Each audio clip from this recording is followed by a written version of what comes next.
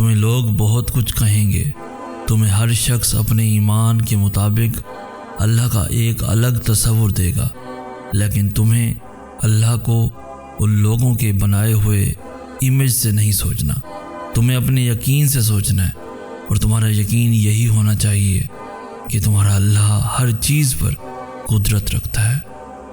کون کیا کہتا ہے کیا نہیں، تمہیں یہ نہیں سوچنا، تمہیں یہ سوچنا ہے کہ تمہارا اللہ کیا کہتا ہے، اور تمہارا اللہ یہی کہتا ہے کہ مانگو مجھ سے، میں قبول کروں گا۔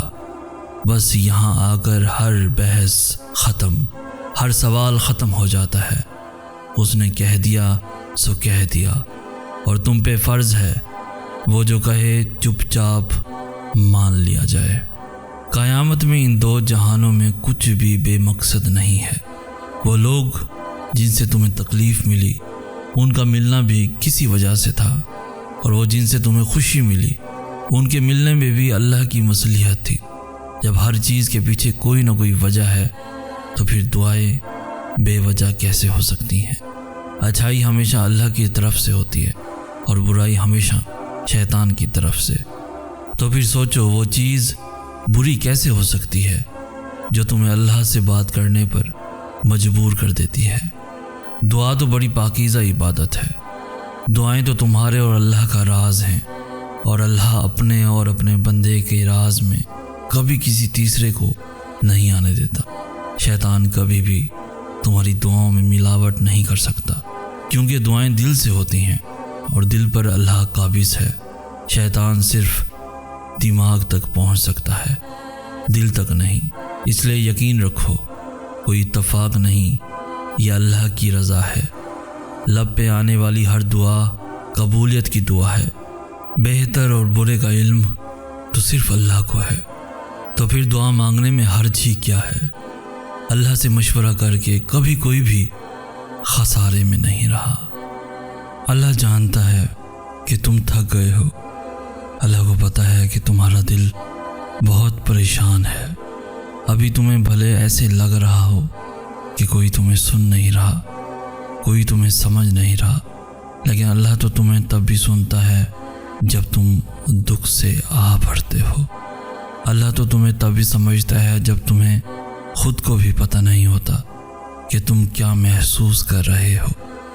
دنیا تمہاری تکلیف نہیں دیکھ سکتی، لیکن اللہ دیکھ سکتا ہے۔ دنیا تمہیں سمجھنے میں ناکام ہو سکتی ہے، لیکن تمہارا اللہ نہیں۔ اس نے تو تمہیں خود بنایا ہے، اس نے تو خود تمہارے اس دل میں جان پھونکی ہے، پھر اس کی نظر کیسے اس دل کی طرف سے غافل ہو سکتی ہے؟ تم اکثر سوچتے ہوگے کیا واقعی معجزوں کا کوئی وجود ہے؟ ابھی تم جہاں بھی ہو وہاں اپنے ارد گرد دیکھو، تمہیں ہر چہرے میں ہر چیز میں معجزہ نظر آئے گا۔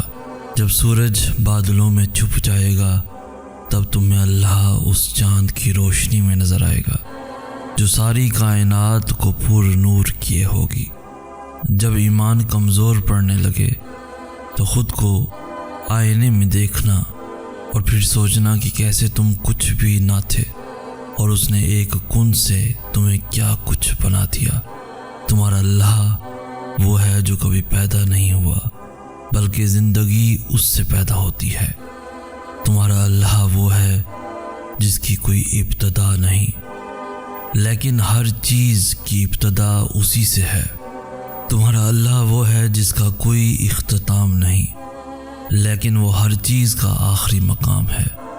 وہ خود میں ہی اتنی حیرت انگیز ذات ہے کہ عقل والے بھی اگر اسے سمجھنے بیٹھیں تو پاگل ہو جائیں۔ چاہے تم صحرا کے بیچوں بیچ ہو یا پھر سمندر کی گہرائیوں میں ہو جہاں روشنی نہیں پہنچ سکتی، اللہ وہاں بھی تمہارے ساتھ ہوگا۔ اس کی محبت کی روشنی وہاں بھی تم تک پہنچ جائے گی۔ ہمارا اور اللہ کا رشتہ ایسا ہے کہ ہمیں بھلے کتنی ہی ناراضگی کیوں نہ چل رہی ہو، آخر میں ہم نے صلح کرنی ہی کرنی ہوتی ہے۔ ہم اللہ سے کتنا ہی دور کیوں نہ ہو جائیں، لیکن آخر میں ہم نے واپس اسی کے پاس آ جانا ہوتا ہے، اور یہی اس رشتے کی خوبصورتی ہے، کیونکہ یہ دنیا کا وہ واحد ایسا رشتہ ہے جس میں کبھی بھی دیر نہیں ہوتی۔ آپ نے ساری عمر بھی گناہ کیے ہوں، لیکن اگر آپ آخری سانس پہ توبہ کر لیں گے تو اللہ آپ کو معاف کر دیتا ہے۔ آپ نے ساری عمر اللہ سے بچھڑ کر کیوں نہ گزاری ہو، لیکن اگر عمر کے آخری حصے میں بھی آپ اسے پکاریں گے تو وہ آپ کو یہی آپ کے پاس ملے گا۔ یہ تو ہم ہیں جو کبھی اس رشتے کو سمجھ ہی نہیں پائے، کبھی اللہ سے دل سے محبت کر کے دیکھی ہی نہیں، ورنہ اللہ سے بھی بہتر کوئی دوست ہو سکتا ہے؟ کوئی ہے بھلا جو ہمارا اللہ جیسا رحیم ہو؟ کوئی ہے بھلا جو ہمارے اللہ کی طرح درگزر کرنے والا ہو؟ کوئی بھی تو نہیں۔ جو ہماری بے رخی کے بعد بھی ہمیں پلٹ کر محبت دے، لیکن اللہ نے دی ہے، ہمیشہ دی ہے۔ کوئی بھی تو نہیں جو اللہ سے بہتر محبت نبھانے والا ہو۔ تم سے وہی محبت کر سکتا ہے جو اللہ سے محبت کرتا ہے۔ اس شخص کا انتخاب کرو جو اللہ کا انتخاب کرے، تمہارے لیے بھی اور اپنے لیے بھی، جو تمہیں برائی سے روکے، اور جب تم کسی گناہ کو چھوڑنا چاہو تو وہ تمہارا ساتھ دے، اور خود بھی اس گناہ سے بچنے کی کوشش کرے جو تمہیں اور تمہارے دین کو طاقت دے، اور کبھی بھی تمہارے اور اللہ کے درمیان رکاوٹ نہ بنے۔ جو اللہ سے محبت کرتا ہے بس وہی تم سے محبت کر سکتا ہے۔ جو شخص تم سے محبت کرتا ہوگا وہ کبھی بھی تمہیں اللہ کو راضی کرنے سے نہیں روکے گا، پھر بھلے تمہیں اس کے لیے اس شخص کو ہی ناراض کیوں نہ کرنا پڑے۔ کبھی کبھار ہمارے پاس آنسوؤں کے سوا اور کچھ بھی نہیں ہوتا، نہ کوئی لفظ، نہ کوئی کہانی، نہ کوئی التجا، نہ کوئی شکوہ، بس خالی ہاتھ ہوتے ہیں اور زار زار بہتے ہوئے آنسو ہوتے ہیں۔ دل تب اللہ سے بہت کچھ کہنا چاہتا ہے، لیکن یہ سمجھ نہیں آتی کہ کیسے کہیں۔